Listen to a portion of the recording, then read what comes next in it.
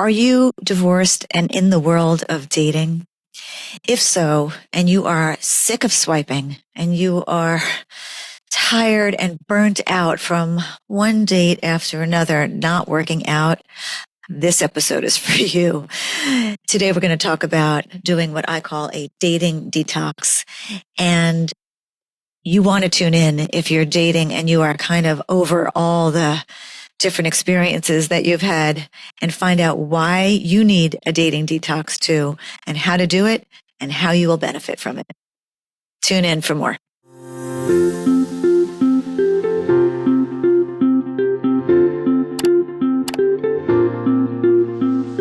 Hi, everyone. So here we are for episode 8 of Divorced Women Dating. And in this episode, if you have ever experienced what's called dating burnout, this episode is for you. If you have ever felt like all I do is swipe right, swipe left, what am I going to do? Maybe you've even had literal thumb pain from swiping. This episode is what you must tune into. So the topic of today's episode is dating detox.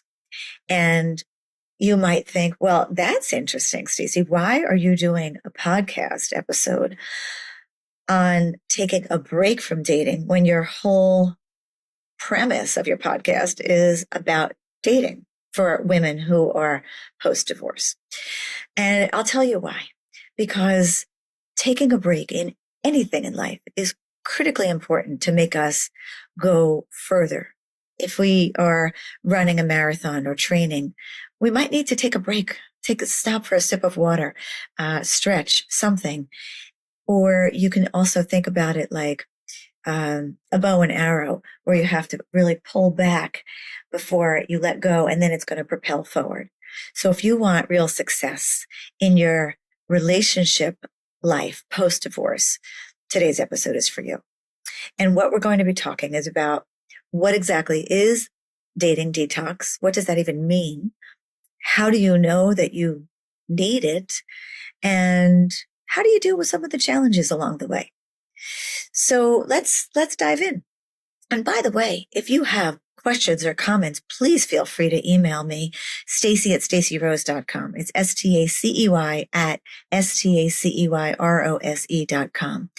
And I would love to hear your feedback. And if you have specific questions, I'm happy to change names and all of that and address it on the next episode where I will be taking questions.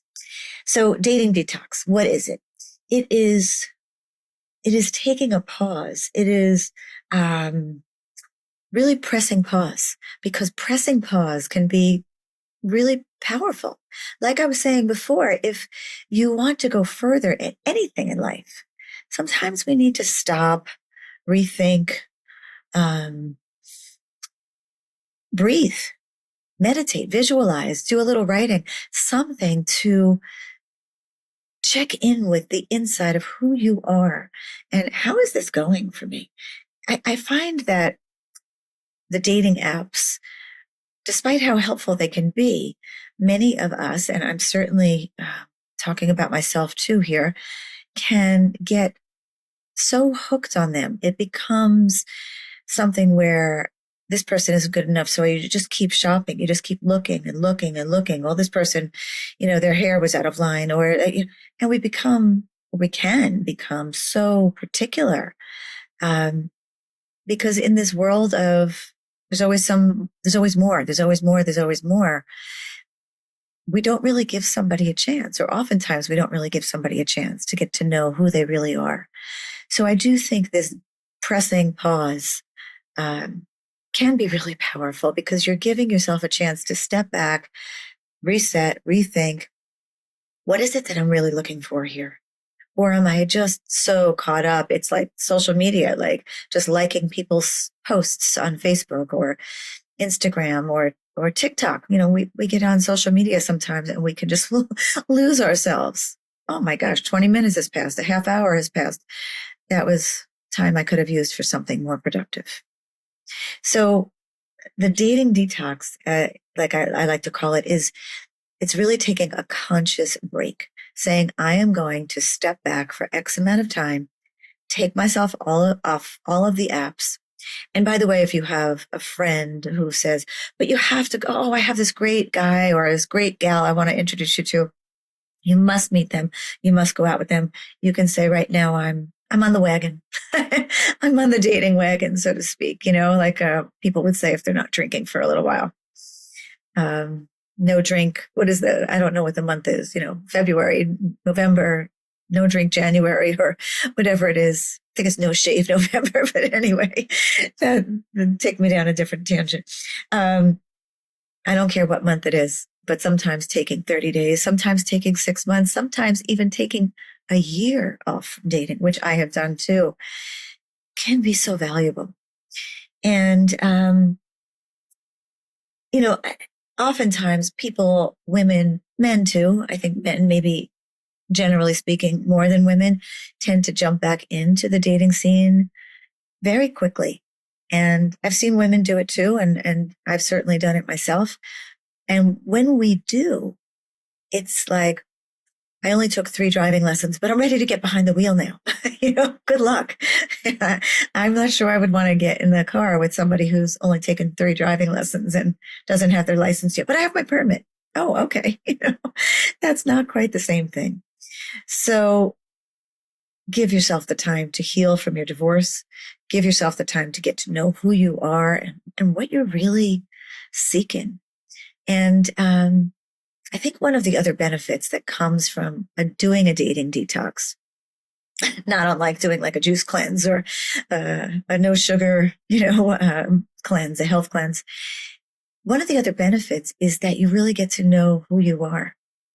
So, for example, I may have shared on a previous episode, but I think it's so poignant and in my own life that I want to share it with you. I'm so excited about it that one of the times that I was taking a dating detox since my divorce, which is over a decade ago, I started trying out different things. I'll take dancing lessons and I'll take more courses in my field and I'll read new books and maybe I'll start running and I'll go to a different gym and all these different things that I tried. And it wasn't until I went in and took a 15-minute free vocal lesson one day, not having ever been a singer before. And it really made something come alive in me. So much so that I don't know if it's been maybe 6 years now that I'm still singing. I sing in a band on a regular basis. Check us out if you want to. We're called Sound Manners. And it is so therapeutic for me. And I've created this whole other life that I would not have known, most likely would not have found and or known that I could enjoy so much if I were still just dating. So not to say that one can't date or be in a relationship and have a real passion at the same time. Of course we can, of course. But I think giving myself the time and the space to try on new hobbies, it's like trying on a new outfit, really allowed me to create a whole new part of my world, my life, which is so fulfilling and rewarding. And I'm really, one of the reasons I like to do this podcast is because I am truly so passionate that women can have such a more fulfilling life than they ever could have possibly fathomed when they're going through the divorce. I know for me, when I was going through my divorce, I couldn't think about anything other than what was right in front of me. What am I going to do? How am I going to do this with the kids? Where am I going to live? How am I going to navigate working and everything that I had to navigate in front of me? And I know that divorce is overwhelming. And I also know that there is a whole world that you can create. It's really a creation that you make in terms of what you want your life to look like. So those are some of the reasons why I think a dating detox is really valuable. It also allows us to, again, as we step back, be really mindful of the kind of person that we might choose. I had a client many, many years ago who had gone through a divorce. a man, and I had met his wife maybe once or twice, and he was so excited to tell me about this very new relationship that he was in. And it's so rewarding and it's so wonderful. And would I be willing to meet her? So he brought her in for a session. And this was, again, many, many years ago. And if I tell you, she looked very much like his ex-wife. She sounded like his ex-wife. She had similar mannerisms. And then when I met with him again individually after that, I asked him, what did he think was different? And to him, this woman was very different than his wife. But when we began to kind of dig in and look at, weren't these some of these traits visible and present in your ex-wife at the beginning of the relationship when you nurtured the relationship? And he was able to see it. So my point is that if we don't take the break, if we don't stop and really pause and reflect and do the work, we could very easily choose somebody who's very much like our last partner, thinking, oh, they're so different, but they may not be. What's different is that you may be tuned in more to being a better version of yourself, and there are lots of stages of relationships and marriage, of course. And oftentimes we get so comfortable after being with somebody for such a long time that we either take the marriage or the relationship for granted, and we don't put the same kind of energy or love into that relationship, and we sit back. And then, of course, if we don't water a plant, it dies. So he was watering this second plant a lot better than he had been watering his marriage for a while. So that's another reason why dating detox is important, to give yourself a chance to gain some clarity about what you're really looking for differently this time around. Another reason to do a dating detox is to get to know the new you. There are so many joys of being with, not all by myself, but with myself. And if you don't give yourself the opportunity, you never really know how cool a person you are. I have some friends and I have some clients, and I've said this about myself too at times, that say, I could have a good time with myself in a walk-in closet. I think I'm pretty fucking funny. Forgive my French. And it's really nice to be able to enjoy your own company. When was the last time you took yourself out to breakfast, lunch, dinner? When was the last time you took yourself to a movie or for a walk? I do have a lot of women clients who say, oh God, Stacey, I could never go out to eat by myself, or I could never go to a movie by myself. Start small. Start with doing anything that you're willing to do. It's just a little bit outside your comfort zone, because that's how we grow. If we keep doing the same thing over and over again, obviously you're going to keep getting the same results, right? The definition of insanity. And when we push ourselves just a little itty bitty bit outside that comfort zone, you're going to see oh gosh, I didn't know I could do this. Look at me.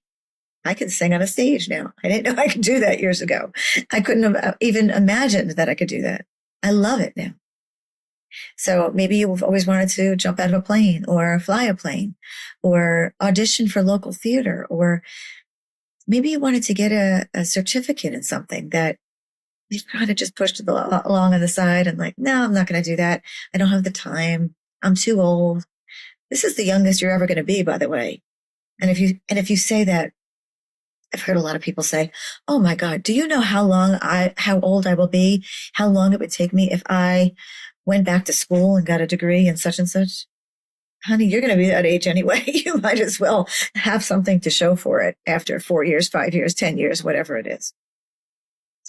So these are some of the most important reasons why it's critical, I think, to take a dating detox.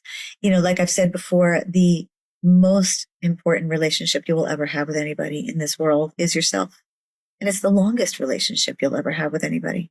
Your siblings came before you or after you. Your spouse, you were already on this planet for a long time before you met your ex. Your parents had a whole life before you were born. And your friends, you probably didn't meet them unless you met them at the time of birth. Maybe you met them, in kindergarten, maybe you met them in high school, college, whatever it is, or at work, but they probably have a history that doesn't include you, and you have one that doesn't include them. But who have you been with on this earth? The longest is yourself. So get to know you, and get to know you as a woman who is either newly divorced or a veteran of divorce. Get to know yourself, and what do you like and what do you not like, and what kinds of things stress you out or trigger you, and find healthy ways to manage all these challenges of life, because part of this is just life. So how do you know if you need a dating detox? And I've answered this a little bit earlier, saying I think really everybody can benefit from it. But some of the other reasons are to feel like if you hear yourself saying, and I'm talking to heterosexual women right at this moment, but it applies to anybody, there are no good men out there. Stacey, trust me, I've been on every app under the sun, and I've dated everybody, old, young, fat, skinny, whatever, all races, all political affiliations, all religions. There are no good men out there. If that's the belief you have, you need time to take a dating detox, because that's not true. It's unfortunately been your experience. But I think, again, when we can step back and take like a wider view of the dating pool, we see it differently. Think about like if you're in the pool, in the swimming pool, you can see who's around you, who's in front of you, who's behind you, who's beside you. Maybe you can see the lifeguard sitting up on a thing. I don't know what they're called, a lifeguard stand. But if you get out of the pool, and let's say you get into a helicopter and you're looking at the pool from the helicopter view, you see it differently. You see things that you might not have seen before. It reminds me of if you've ever watched a movie twice or more than twice, the same movie, you see things differently. It's like, oh, did you notice that? Like that time the guy had 2 different color socks on in that scene? First time I didn't notice that. So it's sometimes really helpful, I think, if we can step back and get a different perspective. The other thing, too, is to notice patterns. If you notice a pattern where you are drawn to the same kind of man over and over again, or doing the same thing over and over again. In other words, or for example, maybe you give out your phone number too soon. Maybe you give your address out too soon and you have somebody picking you up at your home too soon. Maybe you've introduced this new person who you've only been out with twice to your kids too soon, whatever you define as being too soon. If you see yourself doing the same thing over and over again, it's like, maybe I need to take a break and regroup. And I know that there are so many women out there who are divorced, and I really do. Part of my goal in doing this podcast is to really help create a community. So at some point, I will have a Facebook group, and you can all connect with each other and really support each other along the way. Maybe you and somebody else in the group do a dating detox together. Maybe you take a road trip together. Maybe you go see a Broadway show together. Hopefully you can support each other in your own journeys. So let's talk a little bit about the challenges. These are all what dating detox is about and why it's helpful and really essential, I think. But there are challenges, like in every area of growth in our lives. And I think one of the biggest challenges that I hear about, and certainly have experienced too, is loneliness. Loneliness, they say, is a growing epidemic, and it is hard to be lonely. Being lonely and being alone, by the way, are not the same things. They are very, very different. So, you could feel lonely in a crowded room. You could feel lonely at a party. You can feel lonely, as I'm sure you know, if you're divorced, in a marriage. Maybe your partner is always on their phone. Maybe your partner is always working, or I say working, I mean, legitimately working, but doing other things even too when when they could be with you. They're just not available. So these are good things to notice. That when do I feel lonely and when am I simply alone? Being alone is an opportunity to get to know yourself, nourish yourself, find out what brings you joy. And being lonely is also an invitation to ask yourself, well, what do I need? What do I really need? It's a sign of hurting in some way, feeling disconnected. I would not recommend going on social media when you're feeling lonely, despite the fact that a lot of social media is said to connect people. Oftentimes it does very much the opposite. You feel very disconnected or alone when you see like, oh, these people are all out at a concert and they didn't invite me, or these people are all out together on a vacation and I wasn't included. So it can reinforce loneliness.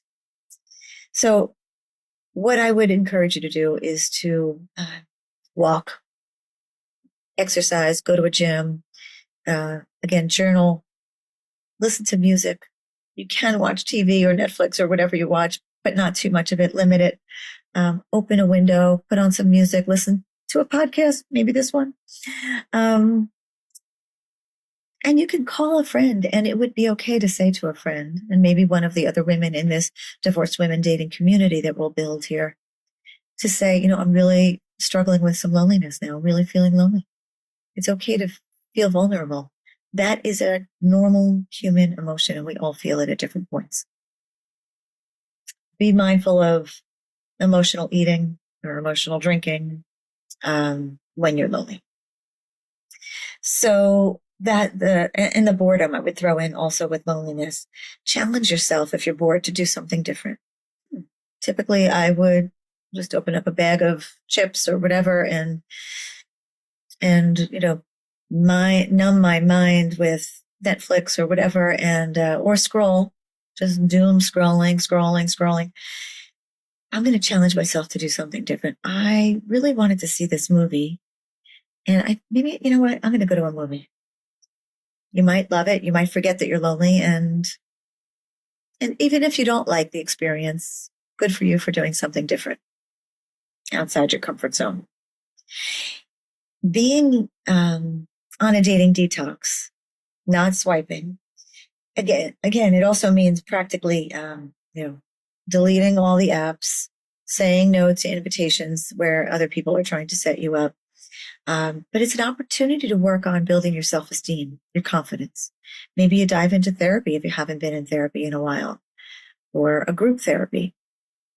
And I will be doing an online divorced women's group. So if you're interested in that, you can reach out to me again, Stacey at staceyrose.com. Maybe you want to invest in a new wardrobe. Every once in a blue moon, I will indulge myself, maybe like for a birthday, and I'll go up to my favorite store in the Short Hills Mall, for those of you who know the Short Hills Mall in Jersey, and work with a personal stylist for the day. And they bring you different clothes that you might not normally choose for yourself. And, oh, did you need a new size, and different things. It's a very loving thing to do. Now, I can't afford to do it all the time, nor would I want to do it all the time. You might say it's just clothing, Stacey. But I do think that the way we treat ourselves, the way we take care of ourselves, really can help how we feel about ourselves. So maybe you go out and you buy some new clothing. I also like to shop at a consignment shop that locally that I love. So it's not about the money. I'll buy myself a great, $9 shirt there too. Maybe you want to think about painting a room in your house, or buying a new piece of furniture, or even a new, a new towel rack. It doesn't matter what it is. Something small that makes you feel like I'm doing something different, that when I look at it, makes me happy. I just bought on Amazon dried flowers. And every time I look at this dried flowers that I bought or that I put in a vase that I got at this consignment shop, it just puts a smile on my face. It just feels like there's some warmth in my home. So there are lots of challenges to taking this dating detox. But again, ladies, date yourself first. Please take good care of you and that little girl inside of you who went through probably a very traumatic experience getting divorced. She needs love. She needs healing. She needs TLC and patience and kindness. And that doesn't come from the outside. That's got to come from the inside, from you first. And when you do that, it will only lead to choosing a partner down the road who can really nurture, respect, and love you, and because you won't settle for anything less. So in conclusion here, we've talked about dating detox, why it's important, how to know that you need one, how to go about doing it, and how to handle some of the challenges along the way. What I want to remind you is that pausing is not a failure. It's not a weakness. It's actually a very conscious, strong decision. And I see it as a strength that a lot of women don't tend to do for fear. And I have compassion. I have empathy. I know it's scary to say, but what do you mean? I'm just going to go to a wedding alone, or I'm just going to, yeah, yes, you are. You are capable, and you're going to have a great time. And I can't wait to hear all about it. So it's not a failure. It's a strength. And I challenge you to use the time to prepare for the healthiest version of yourself. Write a letter to yourself if you want to. Dear healthiest version of me, after I've taken a dating detox, what does she look like? What has she done differently? How does she feel in the world? Maybe really proud, much more confident. So use the time to prepare for the healthiest version of you. Visualize choosing a partner who is more in alignment with what you value and who you are as a person too. So I leave you with this prompt, as I do with each episode. Today's prompt is, if you were to take a dating detox and put your dating life on hold for the next 30 days, what would you want to give yourself instead? What would you want to give yourself instead, emotionally, physically, spiritually, and socially? I'll say it again. Today's journal prompt for you is, if you were to take a dating detox, just for, let's say, 30 days, what would you like to give yourself instead? What would you give yourself instead, emotionally, physically, socially, and spiritually? Thanks for tuning in today, guys. I look forward to seeing you again next time. And if you have any questions or comments, things you want me to address, Stacey@staceyrose.com. Thanks so much. Take care. Thanks for hanging out with me on Divorced Women Dating. Dating after divorce is definitely an adventure. And honestly, it is way more fun when we do it together. Hit subscribe so you don't miss a single moment of the helpful, hopeful, or just really relatable episodes. See you soon.